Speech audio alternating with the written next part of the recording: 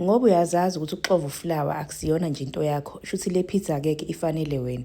Sanibonani-ke guys, uzofaka ama-mushrooms akho epanini azoyikhiphela wona amanzi, azothi uma eseshile bese ufaka i-butter, ufake nala ma-spices engiwavezile, ungafaka no-garlic wakho uma unawo.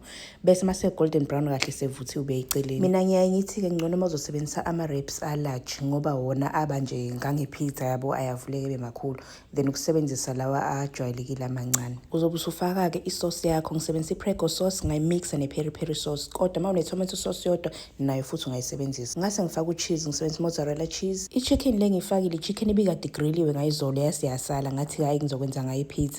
Ngaslayisa kanjeyana imikhwepha yakhona ngasebenzisa yona. Ngase ngafaka nama-peppers nama-mushrooms, nga-eda futhi u-cheese ngaphezulu. Ngase ngifaka i-wrap yesibili.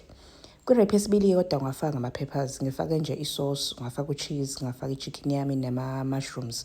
Ngangabe ngisawaphinda ama-peppers ngoba bengiwafake kakhulu ngaphansi. Kumnandi-ke futhi nokuzenzela ipizza ngoba ufaka nanoma yini othanda ukuyifaka, futhi ufake ngendlela othanda ukufaka ngayo. Uma uthanda isishebo sibe sincane, ufake sibe sincane njengakade ebhonezi. Uma uthanda sibe siningi, ufaka sibe siningi, kuba kuwena. Bese-ke ufaka ama-herbs akho ngaphezulu, uyabheka vele yonke into isuke ivuthiwe bakwethu. So nje ngisho ungabheka 4 minutes as long ucheese usumelithile kahle, yonke into yahlangana, kuzobe sekuphelele. So uyabona nje ngisho ungakwazi ukuxova ufulawa kusala ipizza ungayenza. Uma ungenayo i-mozzarella ungasebenzisa nanoma yimuphi ucheese onawo, ukuthi phela i-mozzarella inwebeka kamnandi bakwethu.